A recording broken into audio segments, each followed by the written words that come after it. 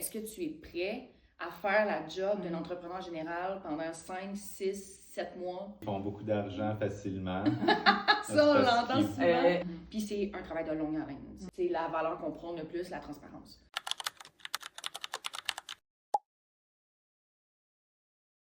Est-ce que vous pourriez nous présenter un peu qui est Groupe Bessa? Groupe Bessa, en fait, c'est 2 jeunes entrepreneurs passionnés d'immobilier qui ont décidé de se partir en affaires il y a 2 ans. Nous, on travaille principalement dans la région des Laurentides. Moi, de mon côté, j'ai toujours fait de la gestion en entreprise. Puis de son côté, Benoît, lui, J'ai tout le temps travaillé dans le domaine de la construction. J'ai fait électricien, j'ai été comme charpentier menuisier. Fait que tu as touché pas mal à tout. Exactement, c'est ça. fait que là, dans le fond, les deux, on travaillait comme en entreprise, chacun de notre côté pour quelqu'un.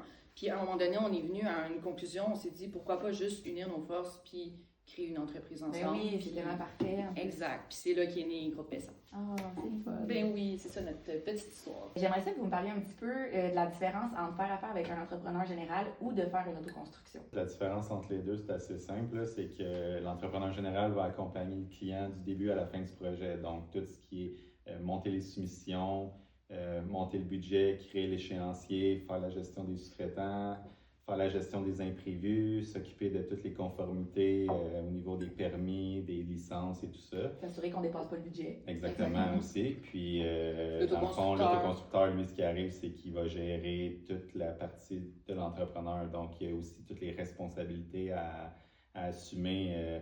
S'il y a un sous-traitant sur le chantier, il arrive des imprévus, ben, il faut qu'il soit prêt à être au téléphone pour gérer les problèmes puis coordonner tout ça parce que l'entrepreneur général, c'est la personne ressource du projet. Donc, les sous-traitants, ils se réfèrent tout le temps à lui. Fait que là, si quelqu'un décide de faire une autoconstruction, Il chapeaute le projet. Fait qu'il faut qu'il soit. Moi, les gens, des fois, nous approchent et nous disent, tu sais, c'est quoi la différence, puis est-ce que je devrais le faire moi-même ou engager un entrepreneur? Moi, ce que je leur dis, c'est est-ce que tu es prêt à faire la job d'un entrepreneur général pendant 5, 6, 7 mois 8. à temps plein? 8, ouais. 12, non? Ben oui. À temps plein, c'est vraiment ça. Fait que Ben c'est oui. c'est la différence. Fait que t'es prête à le faire, let's go, fais-le, je t'encourage. T'es pas prête à le faire, ben on Puis est là aussi, je pour pense ça. qu'il y a un côté de garantie. Exactement. Absolument, c'est sûr. Fait que, tu sais, nous, dans le fond, pour la garantie, c'est sûr on offre la garantie de construction neuve, donc la GCR. Fait qu'on offre une garantie de 5 ans sur les travaux qu'on fait. Puis c'est quoi la garantie GCR? Ben, dans le fond, comment ça fonctionne, c'est que l'entrepreneur s'occupe de construire la maison. S'il arrive des pépins, des choses qui sont mal faites ou des défauts, habituellement, le client appelle l'entrepreneur, puis l'entrepreneur s'engage à donner une garantie sur la maison. Par contre, si jamais l'entrepreneur n'honore pas sa garantie, c'est là que la GCR rentre en compte. Fait que le client, dans le fond, appelle la GCR, puis la GCR eux, s'occupe d'attitrer un autre entrepreneur pour venir faire les réparations à faire. Ah, ok. Moi, j'ai déjà vu ça. Puis ensuite de ça, ça c'est backchargé à l'entrepreneur qui respecte pas sa garantie. Fait que ta GCR te protège en tant que t'es propriétaire. Consommateur. Consommateur, c'est ça. Il en arrive tant que quoi, consommateur. admettons, que l'autre entrepreneur a fait faillite? Celui qui est attitré, puis là, ça va être rechargé à l'entrepreneur. Ben, dans le fond, comment que ça fonctionne, c'est que nous, à chaque année, on paye une licence pour être membre, puis à chaque projet enregistré, on paye un certain montant. Puis dans le fond, la GCR, c'est un organisme à but non lucratif. Eux autres, ils ont comme une banque qui accumule des sous, puis cet argent-là sert justement à comme aider les clients là, à avoir une certaine garantie sur leur Ok, maison. c'est en quand cas même de très défaut. avantageux. Oui, Exact. absolument. Ouais. Ben, ça Puis protège ça vraiment le quelque chose, consommateur. c'est Fait que tu sais, ça, c'est une autre différence entre faire une autoconstruction ou. Parce que quand tu fais une autoconstruction, il faut que tu comprennes que tu es garant toute ta vie des travaux que tu as faits dans ta maison. Fait que s'il y a une infiltration, c'est de ta faute. C'est pas de Exactement. la Et Donc, même si tu vends ta maison, C'est ça. tu restes responsable parce que c'est toi qui as bâti ta maison. Fait que si tu décides, admettons, de vendre ta maison 4 ans après l'avoir bâtie, puis dans 10 ans, il y a un vice caché ou quelque chose, les nouveaux propriétaires de cette maison-là peuvent revenir contre toi, puisque c'est toi qui étais c'est bon à le savoir. constructeur. J'espère que mon chum a bien fait notre maison. Mais ça, c'est ce que les gens, des fois, savent pas, tu sais, nécessairement Ouais. quand ils font une maison eux-mêmes. Ben Tu sais, oui, ils c'est sont ça. pas Il n'y a pas juste le souci de l'économie que tu fais quand tu fais une autoconstruction. Il y a tout ça qui vient avec. Là. des responsabilités. Exact, tu c'est sais. ça. Le travail d'entrepreneur général, c'est une grande responsabilité. Là. Tu sais, c'est beaucoup de travail, oui, mais c'est beaucoup de responsabilités. Tu sais. Nous, on a des assurances, tu sais, on est couvert pour tout ça. Fait que c'est ça aussi là, l'avantage de faire affaire avec un Non, mais je suis entrepreneur contente de savoir ce point-là. Pourriez-vous me parler un petit peu des fausses croyances que les gens ont par rapport aux entrepreneurs généraux? Ouais, la première qu'on entend le plus souvent, c'est toi là, t'es juste un gars de chantier. Ouais, mais ce que le monde ne voit pas, c'est tout le travail en background, donc Ouais, tout ouais, clairement.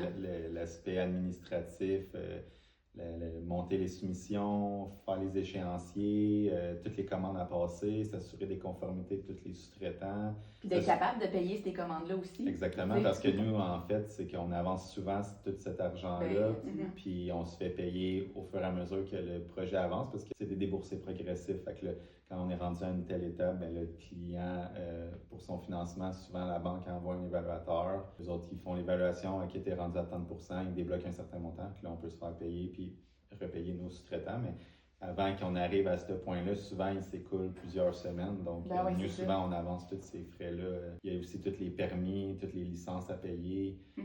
Suite à ça, c'est ça, tout le travail administratif, la coordination, tout ça. Tu sais, souvent, mettons, la journée se passe, on est coordonné pour cette journée-là, mais il faut quand même le soir coordonner pour le lendemain et ainsi de suite. Fait qu'il y a beaucoup de travail comment on peut dire ça? Dans l'ombre, tu sais. Ouais, qu'on fait, que les clients, les consommateurs voient pas nécessairement. Mais tu sais, des fois, les gens me demandent qu'est-ce que moi je fais, tu sais. Puis je suis comme, qu'est-ce que je fais pas? Tu sais, parce que c'est tout dans l'ombre. Fait que tu sais, Benoît, on le voit beaucoup sur les chantiers, mais tu sais, moi, je travaille beaucoup dans l'ombre parce qu'il y a beaucoup de travail administratif. Ben oui, c'est clair. Fait que, tu sais, t'es juste un gars de chantier. Oui, c'est ça. Fait que t'es juste un gars de chantier. Non, tu sais, il y a vraiment beaucoup de travail derrière tout ça. Fait que ça, c'est une des premières qu'on voit souvent. Ouais. Il y en aurait-tu d'autres? Ouais. Oui, c'est... Le monde dit beaucoup, ils font beaucoup d'argent facilement. Ça, on l'entend souvent. Souvent, ils ne voient pas, c'est ça, oui, mais non. La charge mentale puis les responsabilités que ça comprend. Il faut s'assurer que, oui, on coordonne des sous-traitants, ils viennent faire les travaux, on engage des professionnels, mais reste que c'est sous notre responsabilité. Donc, moi, je dois m'assurer qu'à tous les jours, je passe faire une tournée pour m'assurer que tout est fait conformément au code du bâtiment, puis que ça respecte les normes, puis que ça soit bien construit pour pas avoir des problèmes, parce que moi, c'est plus avantageux de passer à tous les jours, faire ma tournée, puis m'assurer que tout est bien fait pour pas avoir des problèmes. Fait qu'admettons que l'électricien fait une erreur, il y a une erreur, on s'entend. Les luminaires d'îlots sont pas centrés. Est-ce que c'est lui qui va revenir ou c'est toi qui vas faire ça? Est-ce que ça va être à ses frais ou à tes frais? Ou... C'est lui qui est responsable, dans le fond, vu qu'il a eu le mandat de faire les lumières telles que plan. Souvent, nous, c'est décidé d'avance. Fait que un coup que... Fait que c'est plus avantageux d'avoir un plan électrique.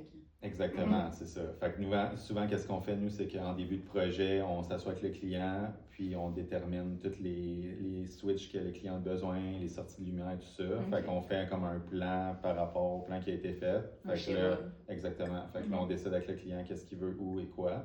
Puis suite à ça, ben, l'électricien se réfère à ça. Ben, c'est sûr que s'il arrive une erreur, c'est pas centré, ben là, c'est comme sa responsabilité. Fait que moi, ma job, c'est de passer, m'assurer que tout respecte les directives qui ont été émises dès le début.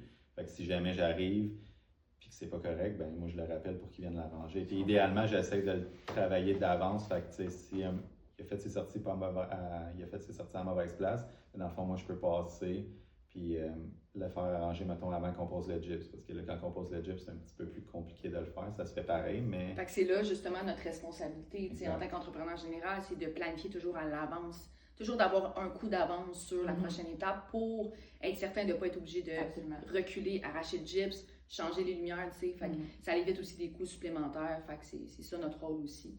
Fait que, tu sais, les gens disent, justement, on revient à la croyance, ils font beaucoup d'argent. Ouais, mais il y a beaucoup de travail. T'sais. Ben oui, c'est ça. Fait que, tu sais, on a une job comme les autres, tu sais, des architectes, des technologues, peu importe, on a une job comme les autres, mais c'est juste que c'est différent. Puis c'est un travail de longue haleine, tu sais. Fait que c'est ça aussi, des fois, les gens voient moins... Puis le travail dans l'ombre, comme on disait tantôt. Vraiment. Les gens voient moins. Ça, c'est une autre des croyances. Il y en aurait-tu d'autres, des croyances? Moi, on dirait que j'en ai une. Ben, pas que j'en ai une, mais souvent, on entend que, tu sais, il y a certains entrepreneurs qui pèsent fort sur les extras. Oui, on l'entend souvent. Ouais. Mais est-ce vrai ou c'est souvent... Écoute, c'est sûr dans tous les métiers, il y en a toujours qui pèsent fort sur le crayon. Tu sais, on est transparent, il y en a toujours qui sont plus chérants que d'autres. Fait que je pense qu'il y a un juste milieu à avoir. Nous, c'est pas notre vision de peser fort sur le crayon pour les extras. Tu sais, je veux dire, c'est sûr que nous, on prend notre frais de gestion également sur l'extra. Souvent, nous, on y va à cost plus. Donc, c'est qu'est-ce que ça coûte plus notre frais de gestion. Mais ce qui arrive souvent par rapport à cette croyance-là, c'est que quand on fait des quartiers résidentiels, ben souvent, pour attirer la clientèle, c'est qu'on met le prix vraiment au minimum pour une maison très standard. Puis suite à ça, c'est que dès que le client achète des extras, ben c'est là justement que ça devient plus avantageux parce que dans le fond, souvent, l'entrepreneur va mettre le prix le plus bas possible pour attirer le monde. C'est du moins il va tout... Exactement. Fait que, souvent, on va mettre des cuisines très basiques qui vont pas jusqu'au plafond. le minimum de lumière et tout ça. Fait que là, c'est sûr que les clients, quand ils décident, OK, je voudrais acheter cette maison-là, mais j'aimerais changer telle armoire, j'aimerais rajouter des lumières, mais là, c'est tout des extras. Exact, même chose pour la plomberie. Exactement. Je sais pas, je l'avais vécu justement, tu sais, comme toute la plomberie, c'était strict minimum. Mais après ça, à chaque fois que j'arrivais quelque chose que j'aimais, ben oups, c'était plus cher. C'est plate, mais c'est pas non moins que de considérer le type de client que vous allez. C'est ça. Puis tu sais, c'est ce qui arrive aussi, c'est que si on ferait aussi, admettons que le client nous approche, puis tout de suite on y met tout le gros luxe, la grosse coche partout, ben là, ce qui arrive, c'est que au final, notre prix va tellement être cher que le client va faire « Oh mon Dieu, c'est trop cher », tu sais. C'est un peu ça les extras. Mais c'est différent quand tu fais une maison personnalisée. Je pense que justement, nous la manière qu'on procède, c'est qu'on s'assoit avec notre client, on discute de ses besoins. Fait qu'on voit vraiment c'est quoi ses réels besoins, puis on monte un budget en fonction vraiment des besoins du client. Fait que c'est sûr que dans ces cas-là, il y a moins d'extras. Parce qu'on a déjà discuté au préalable avec le client, on a établi un budget qui était précis, du plus qu'on peut, précis selon ses besoins. Fait que je te donne un exemple en plomberie, là, tu parles, mettons une sortie d'eau en haut de ton poêle, là, tu sais, pour les pâtes, le pot de filler. Qui est d'ailleurs trop haut chez nous. Ah, bon, super! Fait que le pot de filler, bon, ben ça, si c'est pas prévu, ben c'est un extra. Mais moi, si j'ai discuté avec le client, j'ai fait le tour de ses plans, puis il est comme, ben moi, je veux ça, ben on va l'établir déjà sur le budget initial. Fait que c'est sûr qu'il va moins être un peu impressionné par les extras après, parce qu'on a établi un budget plus réaliste. C'est une question aussi de toujours être transparent, au final. Exact. Puis nous, c'est vraiment, tu sais, la valeur qu'on prône le plus, la transparence.